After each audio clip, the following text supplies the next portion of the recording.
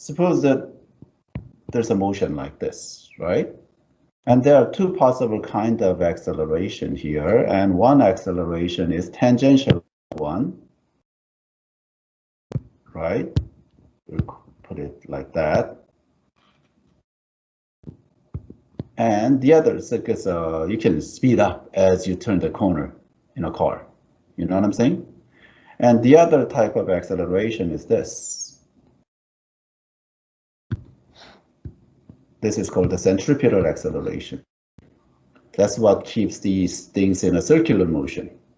And then real acceleration is the vector sum of the two.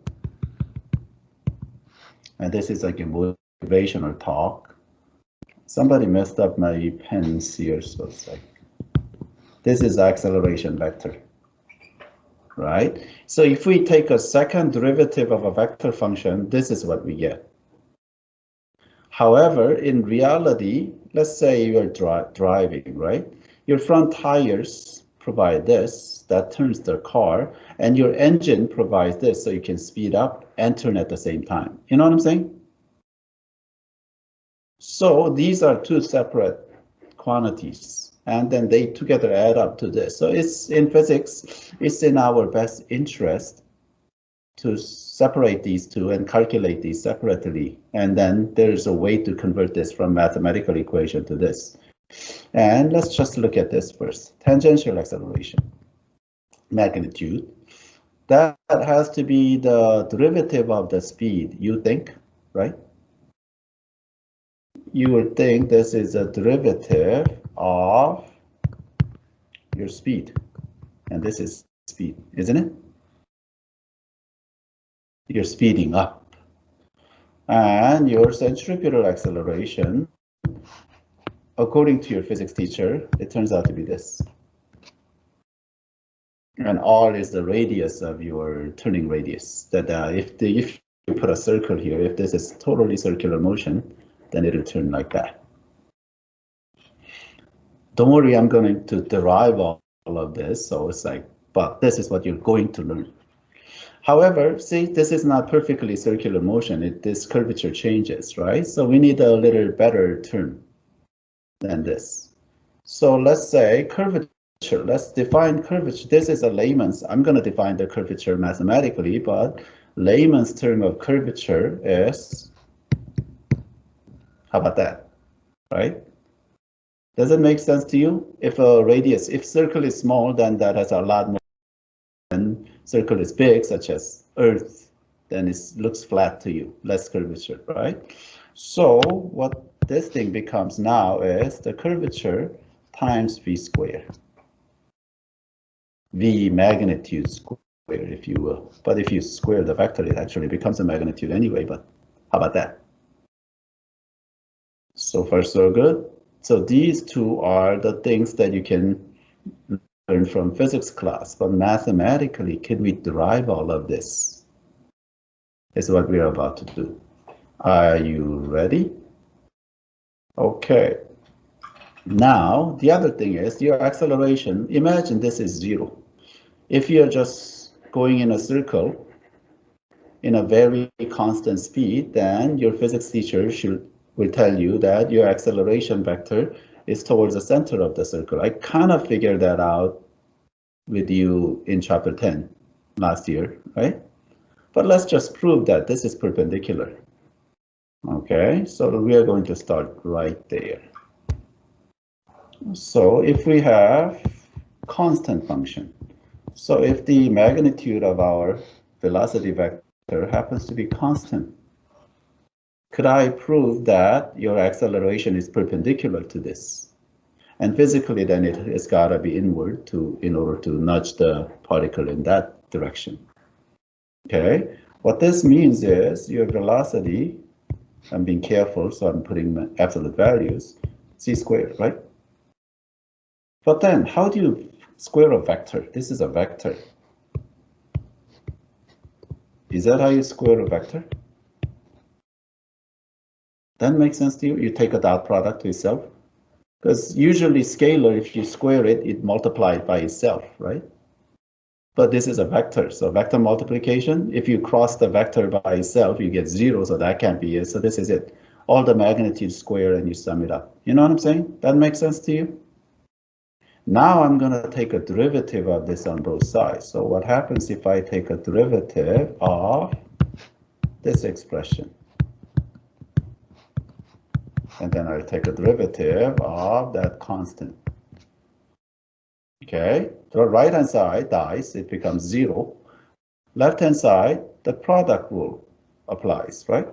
So derivative of the first one, which is acceleration, dot v plus v dot a.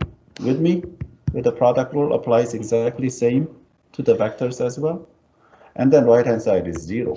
So what that tells you is 2 a dot v is equal to 0, meaning a dot v is equal to 0.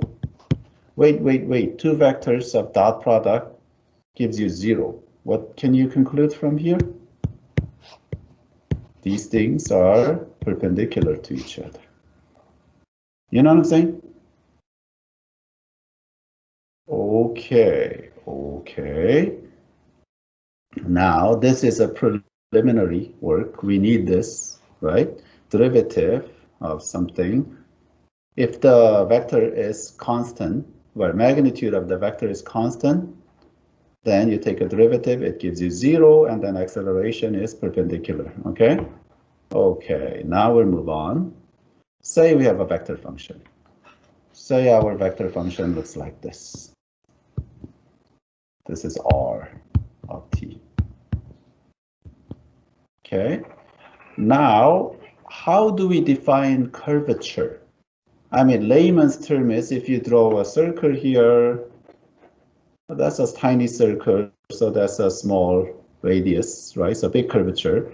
If you draw a circle here, this is going to be bigger. So it's like, you see curvature here is bigger than curvature right here. And this is almost flat at point of inflection. So there's like infinite, zero curvature, right? That's nice, but mathematically, how do we say it? We need some way to measure independent of the speed of this, right? Because curvature is purely geometric term, isn't it?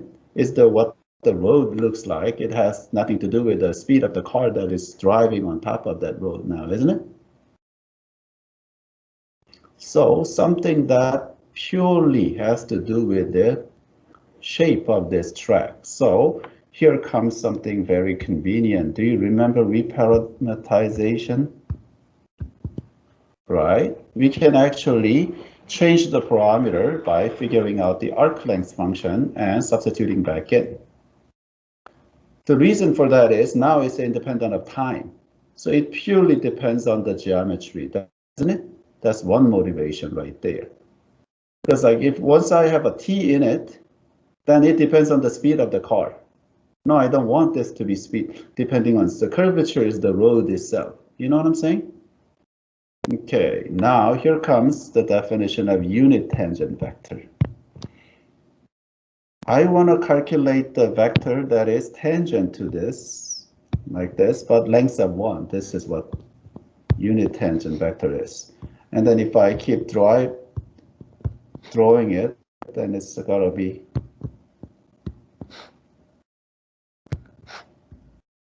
look like this. You know what I'm saying? And then it has a length of 1. Unit vectors are a pretty convenient thing. So let's look at it. And first, what's that? That's a v, right? That's a velocity. First derivative of our vector function. But this thing is not a unit vector. But do we know that this is tangent to our vector function? Yeah, velocity is always tangent, correct? So all we have to do is just divide this by its own magnitude, right? Ah, there is your unit tangent vector, isn't it? That's a pretty good definition. So easier form is this. Velocity divided by velocity magnitude. How about that? We'll be using this part right here. Good? Okay, next, we can use this to define what curvature is. Think about it. Only change that this unit tangent vector can make is the change of the direction, isn't it? The length doesn't change. So if we can measure how much this thing changes, that's gotta be curvature. You know what I'm saying? Big curvature means this thing turns a lot. Small curvature means this thing does not turn in time. Well, not in time, but as you go, right? Because if you put time in it, and what you want to do is take a derivative of this thing with respect to time. But once you put time in it, then it depends on the speed of the particle, so you can't do that. So the way this is the curvature is defined. Curvature, that layman's term of 1/radius, we'll define it this way. This unit tangent vector differentiated with respect to this s arc length, which is independent of time. So as you move tiny bit inch forward, how much does your unit tangent vector turns is the definition. That's a pretty good definition now, isn't it? Because as you move forward inch by inch, then this thing is going to change the direction because it's a unit vector. It cannot change the length, so it only changes the direction. You know what I'm saying? So how much does it change? However, this is a vector and you want scalar term, so there you go. That is the definition of curvature. But in reality, if you want to calculate this, you have to reparameterize it, which is a lot of work to find the arc length function and plug it back in. Like, God, then you want to take a, no, you don't want to do that. So what you really want to do is this. You want to take this thing, derivative with respect to time anyway, and take the absolute value, and then you take this. That makes sense to you? And this will simplify to this. Okay, now we can abbreviate this. So this is dot, Newton's notation. Did I tell you what that dot means? This means time derivative. Newton did this a lot. Where the prime was derivative. Prime means derivative with respect to x, right? Where dot means derivative with respect to t. You get it? So t dot.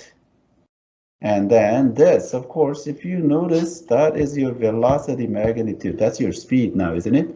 How fast this thingy, arc length, distance over time, instead of displacement over time, eh? You with me? Okay, so this is the curvature, its definition. And this is a more, see, you find the velocity, take a magnitude, which becomes a speed. So this is the derivative of the unit tangent vector divided by the speed. Good? Okay, here we get something pretty important out of this, which is t dot. I'm gonna write it more formally.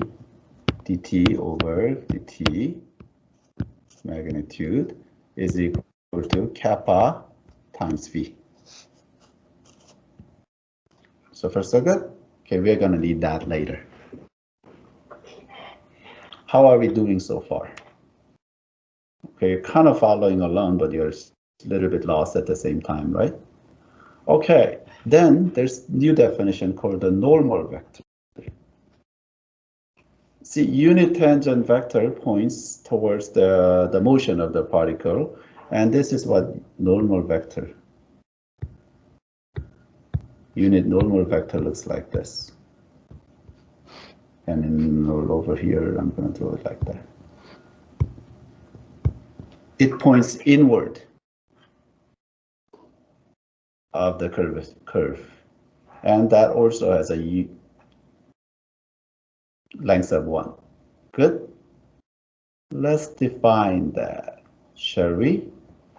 Okay, first thing is, How do you create a vector that is perpendicular to the other tangent vector? Now remember up here, if you have a vector that is constant in length, right? And if I take a derivative of it, that is what A is, right? See, A is derivative of V, and they are perpendicular to each other. We're going to use this fact. So this unit tangent vector, if I take a derivative of it, that looks weird. And this is already perpendicular to n, isn't it? Because the t has a length which is constant, which is 1. You with me? However, there's no guarantee this will be a unit vector. The length might change because you messed with it, because the time comes into play, right? So we divide this. This is called the normalization. You divide this thingy by its own magnitude. So far, so good. Okay, that's how you calculate unit normal vector. And on your next test, I'm probably going to make you figure out all of these on a very complex curve. Okay, then we can say from here, dt over dt is equal to the magnitude dt over dt times the unit normal vector na. Say yes. Okay, but we take that expression and plug it in right there. So this thing, dt over dt magnitude is kappa, remember, times speed. It's not vector v, it's a magnitude v. So speed, and then times n. So far, so good? Okay, now we're going to need this later, so keep that in mind. You with me? Okay, moving on. So let's move on.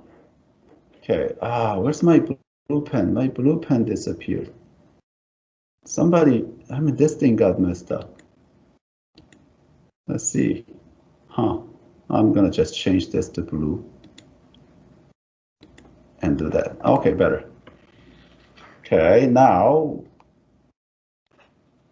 let's start here. Velocity, unit tangent vector up here, right? Do you see this thingy? So if I say my velocity vector is equal to this thingy times that thingy, right? Okay, I'm going to put that here. So my velocity vector, computer's frozen. Velocity vector is equal to your speed times unit tangent vector. And in a way, this thing makes sense physically too, because velocity is magnitude and the direction, isn't it? This thing tells you speed, magnitude, and this thing is the direction, unit vector. You get it? Okay. Now I'm going to take a derivative on both sides. Okay? So taking a derivative of this side gives you acceleration vector. That's what acceleration is, right? Derivative of velocity. And let's take these. Both of these are not constant, right? Speed depends on time, and this thing depends on time, right? So let's take a derivative. So derivative of this, product rule, of course, applies. So dv dt, right? Which is what we call tangential acceleration, if you remember, times t, plus v times dt dt. You with me? You with me? Now, this is what we call speeding up. You know what I'm saying? So your acceleration in the direction of the motion, tangential acceleration, plus now v, and let's see what this dt over dt is. Dt over dt from over here is kappa v n, right? So let's put kappa v n like that. So far with me? Okay. So what we have is AT T plus kappa V squared N. Okay. Now I'm going to put over here a little side note where, okay, we are saying our tangential acceleration is speeding up. So this term, right? Now, and then let's just realize this. What is this thingy then? This thingy, isn't that our centripetal? We'll call it like normal direction, but that's like what we used to call centripetal acceleration in physics. Kappa V squared. And then in layman's term, remember V squared over R? Kappa was like 1 over R if it's perfectly circular. Let me draw you a picture, okay? Okay, once again, I have a particle motion, say like that, and I'm gonna draw it right here in this part. Okay, so let's say it's curving right there. So this is your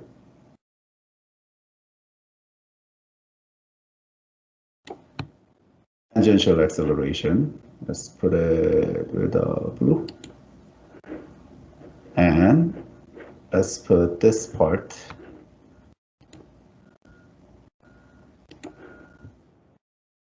This is your centripetal acceleration.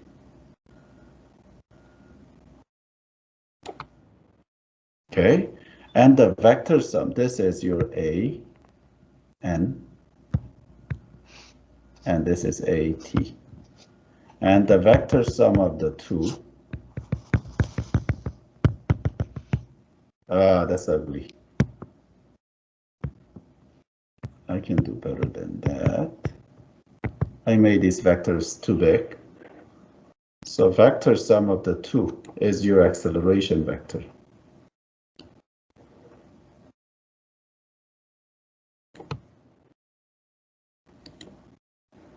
You know what I'm saying? And then we have this unit vector here. This is T. And right there is N. So what we have done is we have split this acceleration into tangential direction, speeding up portion, centripetal direction, which is curving portion.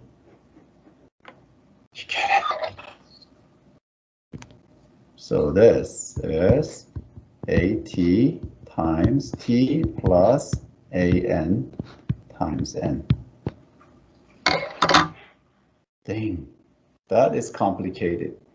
Questions before I give you the shortcut to calculate these things?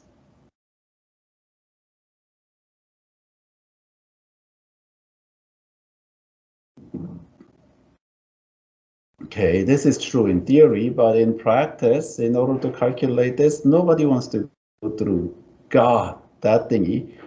I mean, that thing is not as bad, but this thingy is really bad because remember what kappa, you have to do all that calculation and then, oh my God, right? So there's gotta be a better way. And here's a better way. Let's just figure out where the velocity vector is, right, in this picture. Actually, I'm gonna move that whole thing out a little bit. Oh, my R is gonna come with me, so it's okay. I can put the R back in. So my R was here, okay? So let's just take a look at this picture. Where is my velocity vector? I'm gonna put the velocity vector in green. My velocity vector will be right here, right? That's my velocity vector. Why is that so thick? Somebody definitely messed with my OneNote for some reason. Got messed up. Okay, that's my velocity vector. Okay, and this is my acceleration vector. And our objective is to calculate this component and that component, isn't it? They are literally components. Do you remember projections? component? Yeah, that's kind of it, isn't it? So if I call this angle theta, and then let's figure out a better way of calculating this, okay? So AT, which is a scalar component, is it that your A magnitude times cosine theta, isn't it?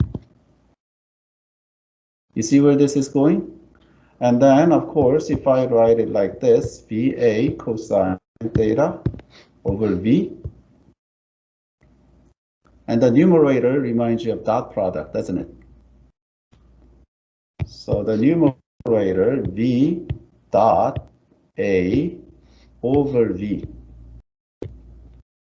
Oh, this is scalar V, the magnitude V, speed. You get it?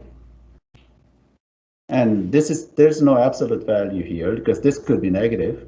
You could be slowing down. This is how you calculate the tangential component of acceleration, how much you speed up or slow down as you curve in this drive. Oh, that's so much better than what we did before, right? Like, oh my, look at these things, right? You with me? Okay, what about then centripetal component? Well, let's look at this. Is that A sine theta now, this side? Yeah, it is, right? So this is A sine theta. And then, of course, that triggers your memory. What kind of vector multiplication gives you sine? Let me just put it this way, VA sine theta over VA. And then that numerator, of course, is a cross product now, isn't it? So that numerator is V cross A. And of course, this gives you a vector, so we have to put the magnitude. Oh, that's convenient formula now, isn't it? Right. Now, let's figure out the curvature then. Curvature is actually the very ugly thing. So remember this centripetal acceleration. We called it kappa times V squared, right? V squared over R. Well, then we can solve this for kappa, right? Kappa is equal to AT over V squared, eh?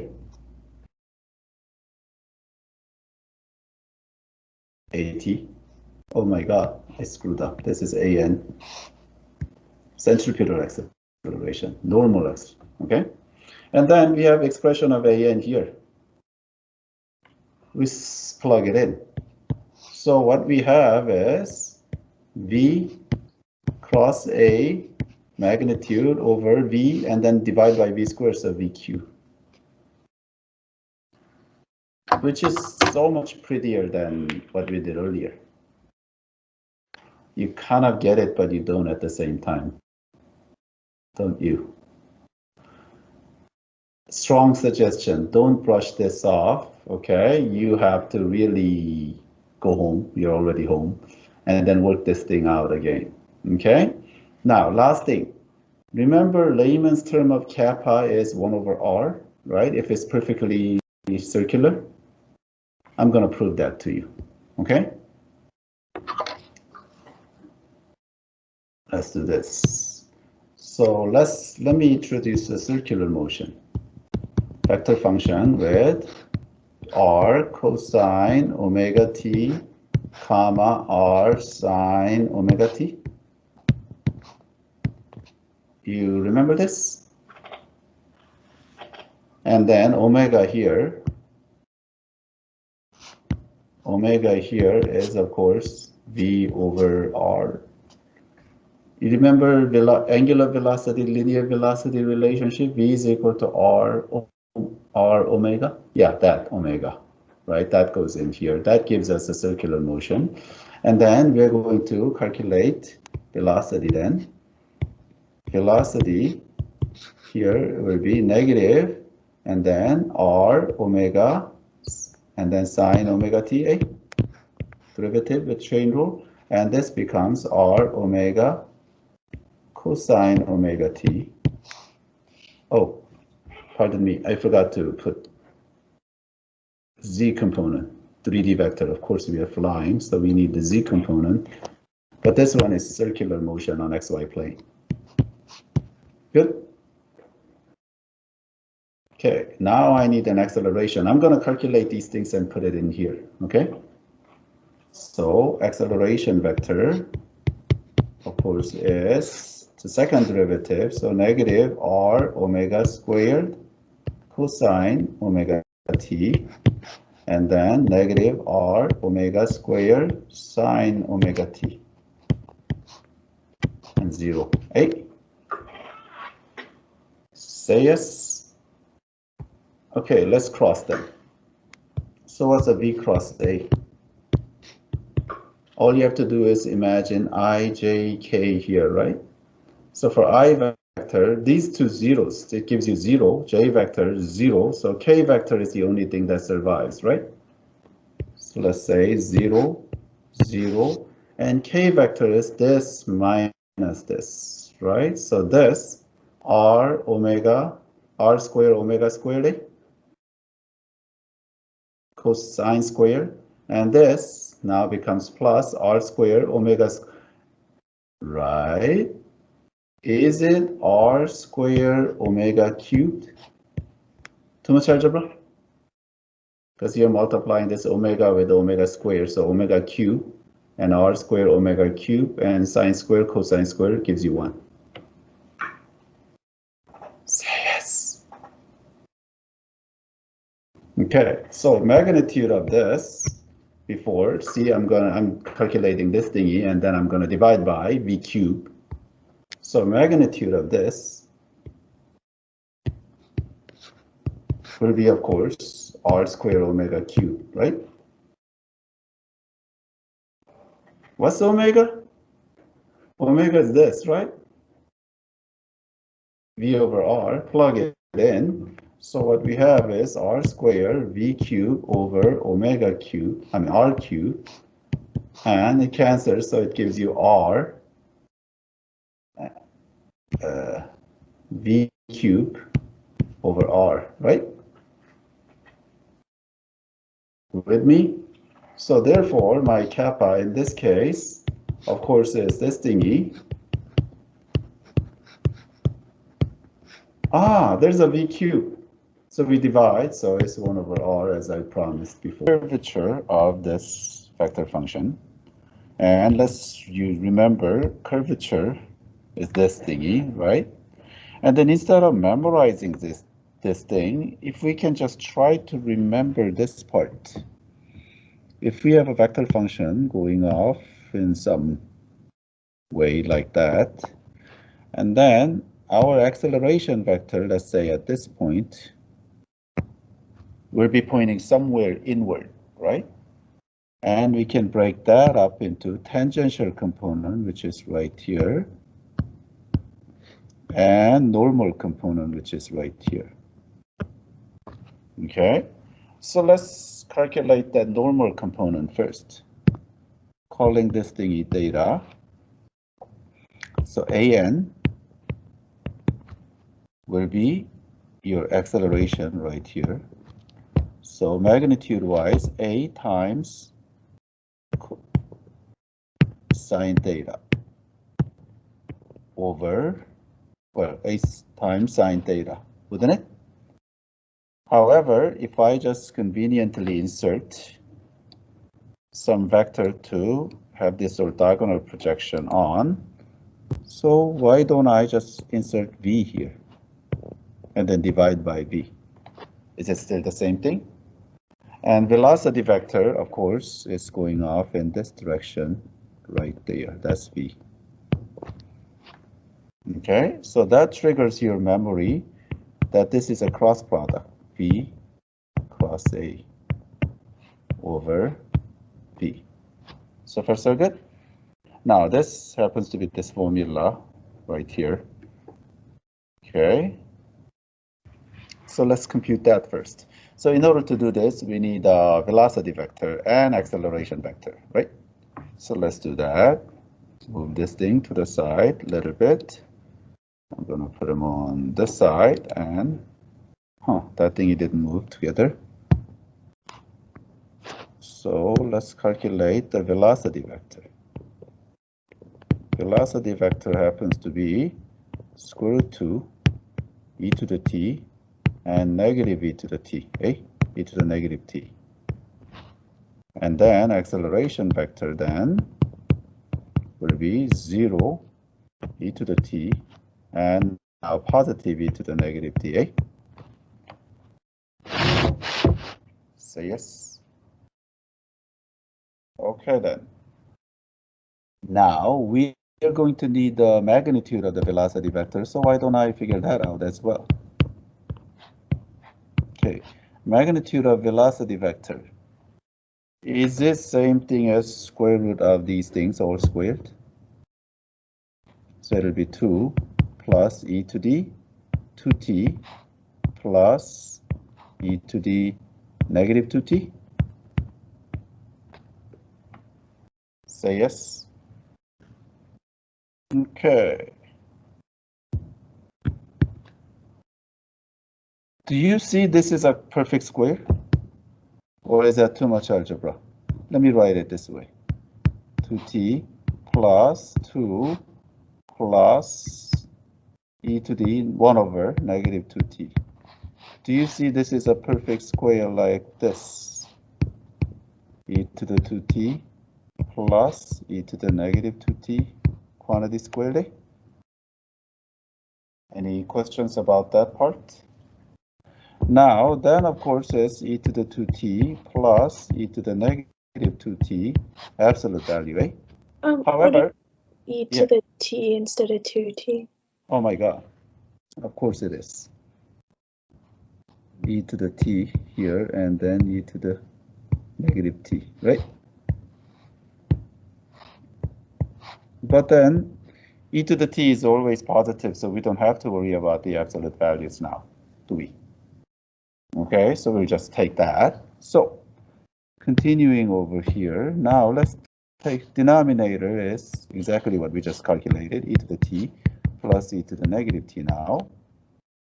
And then let's take a cross product. I'm running out. I'm gonna take a cross product over here. So we have v cross a, okay, is equal to. Now we only thing we have to do is just imagine little ijk up there, right? Okay, so let's imagine it. I vector this minus this. This gives you 1, and this gives you 1 as well. So is it 2? You with me? Okay, J vector right here, so it's a negative, so it's like this minus this. That gives you negative square root 2 and e to the t. Negative square root 2 e to the negative t. I'm running out of space at this point, so let me move that down there. And k vector. K vector, so it's this minus this. So this square root 2 and then e to the t. So far with me? Are you there? Are you confused? I need to know what's going on that side. You guys are awfully quiet. Okay?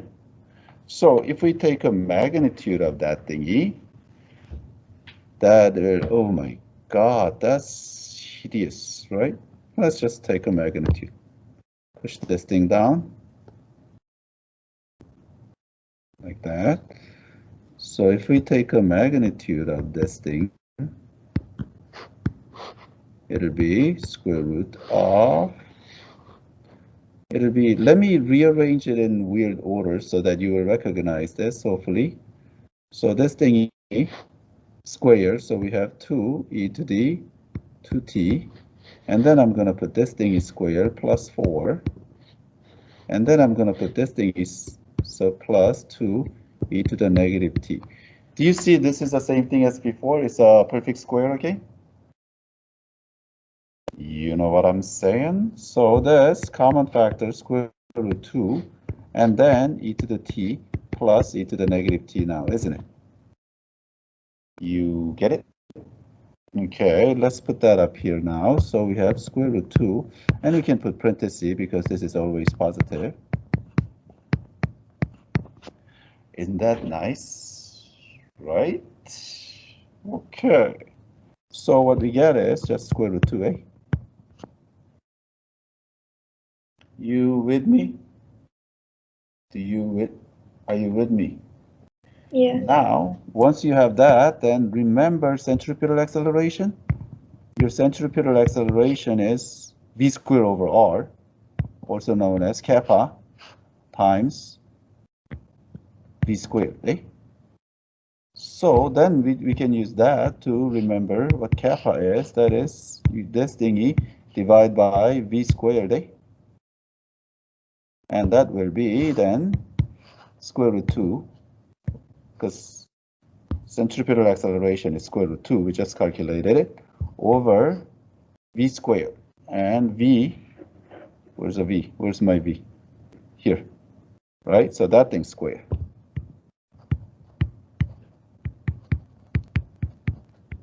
How about that? How do you like it? Good? Okay, now then let's go to 26. Questions? Okay, 26, we have to calculate kappa and then figure out the maximum value of kappa, right? Okay, but this is not a vector function, so it's like, right? Well, why don't we create two-dimensional vector function with it, right? So that R, right here, R of t would be, just put x, right? X is equal to t, and then I vector, and then ln x, ln t. Can we parameterize anything at any time? Yeah, sure. Okay, then we need v vector, and that'll be just I vector.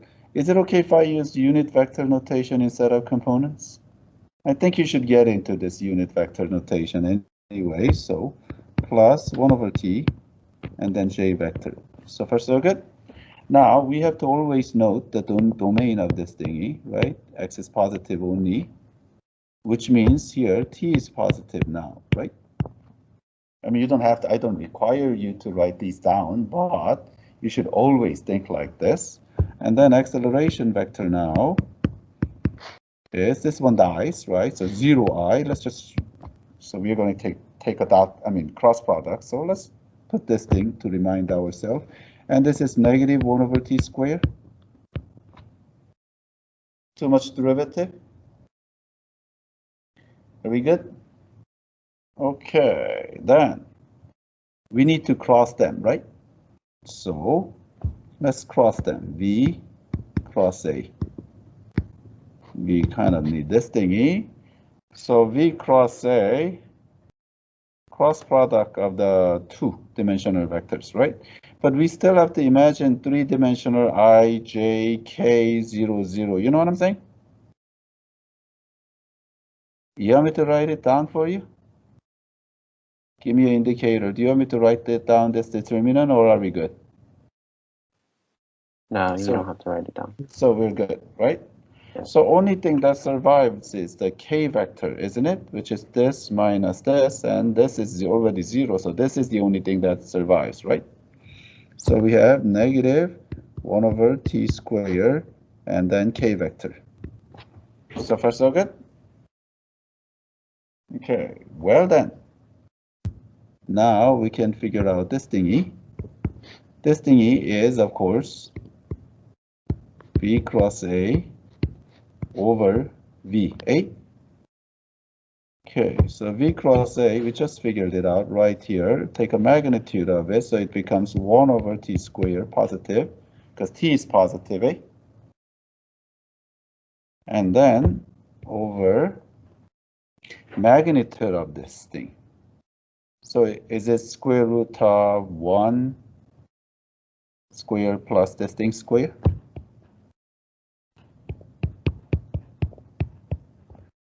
You with me? Say yes. Okay, then we are ready to calculate kappa. So let's do that here. So kappa now, just as we have done it before, it is this thingy divided by v squared. Eh? So do you see then is 1 over t squared over 1 plus 1 over t squared 3/2 power? Eh?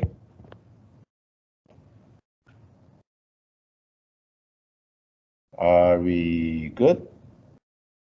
Okay, should we simplify this thing? I think I want to rewrite it because we are about to take a derivative of this thing, right? So let's rewrite it like this. T to the negative 2 times 1 plus t to the negative 2 to the 3/2 power. How about that? Good? You with me so far? Let's move that thing to the left slightly to get more room. Okay, now we need to find the maximum curvature, right? Okay, let's do that. So let's change the color now. And then in order to find the maximum, we just differentiate it, right? d kappa dt. Okay. You. Product rule. Do I have to do it? Yeah, I guess I do, right?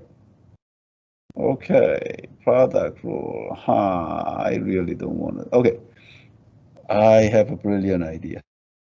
Why don't I distribute this thingy, right? Because I don't want to do product rule. So I just rather want to distribute this thingy. Do you know how to distribute this thingy? I'm gonna go down. Okay, once I put it in, I have to square it, right? Let's not write it. Oh, this is a negative. Okay, this was incorrect to begin with. Okay, let me be a little bit clever in doing this thing because I really want to avoid the product rule.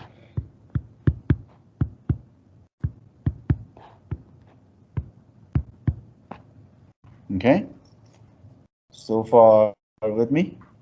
And that thingy is same as 1 over t. I want to have a same denominator. So can I put t to the 4 over 2? And then put 1 plus t, 1 over t to the 3 over 2. Is that still the same thing? Now I can bring it inside, eh? T to the 4th, and then can I even do that? This is a square root of the 4th power. This is square root of the cube. I have to cube that thing, don't I? Huh? No, I can't do this, huh? Yeah, it looks like I'm looking at the product. I don't think what I have on the Dropbox note is correct, because I just pushed that thingy in, except I don't think I can do that. Do you guys see that? Okay, let's back up. Forget that idea. Okay, that was a bad idea, okay? I'm gonna go back to my original idea and then suck it up and do the product rule. So this is t to the negative 2, and then 1 plus t negative 2 to the negative 3/2 power. How about that? Okay. And then let's take a derivative. Okay, so first term, u prime term, so we have negative 2 t to the negative 3 times 1 plus t to the negative 2, and then to the negative 3/2 plus, it'll be minus, and then t, negative 2 here, and then 3 over 2 comes down. And then this thingy, 1 plus t square, t negative square, and then t to the 5 over 2. Then chain rule. So negative 2 t to the negative 3. That is a gigantic mess now, isn't it? Okay, now let's simplify that. So I'm gonna rewrite it everything into the denominator now. So I will have negative 2 here over t cubed, and then 1 plus 1 over t squared to the 3/2 here, minus, and then I'm going to have 3 over 2 up there, and I will have t to the 5th power, and the 2 cancels, this 2, and this 2 cancels, gives you positive, so we have 3 up here, and then 1 plus t, 1 plus 1 over t squared, and then 5/2 power. So far so good? Are you still with me or not? Now we set it equal to 0. d kappa over dt is equal to 0. That tells you just this thingy is equal to that thingy, right? 2 over t cubed 1 plus 1 over t squared 3/2 is equal to 3 over t to the 5th power 1 plus 1 over t squared to the 5/2. Do you see that? Cross multiply, but while I cross multiply, can I divide both sides by t squared and that thingy? No, your algebra teacher told you never to divide by a variable, right? Why can't we divide by variable? Somebody answer me that question before we do anything else. Why can't we divide by variable? Don't you lose the solution? So like you would have like 1. Yeah, because we could be dividing by 0. Do we have some kind of assurance here that t is not 0? And that thing is not 0. Yeah, right there. You see how nice it is to keep in mind what the domain of the function is, right? So in this case, we can divide it, and then we are not going to lose anything. You know what I'm saying? For the future, I'll just write it. 2t to the 5th power, 1 plus 1 over t squared to the 5 over 2 is equal to 3 t cubed, and then 1 plus 1 over t squared 3/2, right? And then I'm going to write little here, since t is not equal to 0, I'll write t is greater than 0, therefore not equal to 0. Then I can divide both sides by t squared, so I mean t cubed, so I have 2t squared. You know what I'm saying? Then I can divide both sides by this thingy, 3/2 power. Good? So 5/2 minus 3/2, is that 1?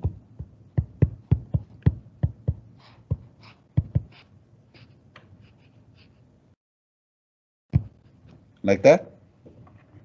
How do you like it now? You with me? Okay, now we can distribute now. So t squared plus 1 is equal to 3 over 2. 8? Too much algebra? So t squared is equal to 1/2, eh? Square root, so t is equal to 1 over square root 2, which is amazingly same thing as what I have in the Dropbox notes. So that was correct after all, right? I don't know how I did it. I don't recognize it, but hey, I got the same answer. Why is there not plus or minus here? Why is there no plus or minus here? Because it's ln of natural log Yeah, more than 0. positive domain. So do we need to find the coordinate, or what do we need to find? What's the coordinate? Coordinate. Okay, so let's go back to our vector function then. Our vector function, so we need to plug in 1 over square root 2 here, right? And remember, our vector function was like this. Basically, this is equal to t, and then, you know what I'm saying? So then that will have 1 over square root I vector plus, what's the ln of 1 over square root? Is it negative 1/2 j vector? Wait. Negative ln 2 j vector A. Am I right? Ln of 1 over square root 2, I believe, take out 1/2 in the front. Too much algebra? Okay, so our coordinate happens to be 1 over square root 2, and then negative 1/2 ln 2. How about that? Shall we decimal this thing to make sure that we are right?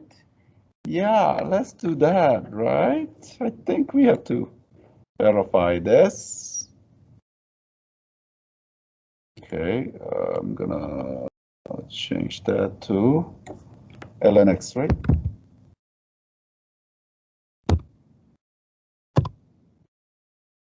Oh, this thing, I was zoomed in.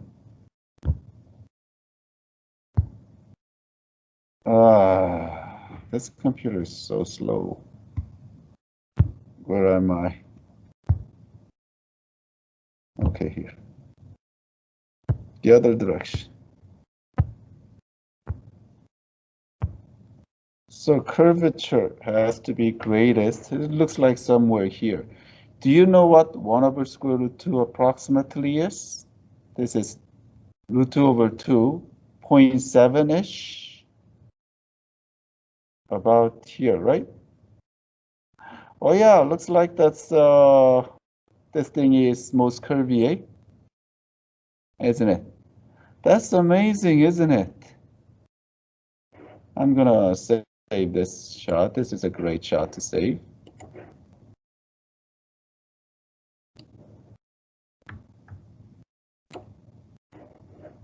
I'm gonna put the picture right here and make it smaller.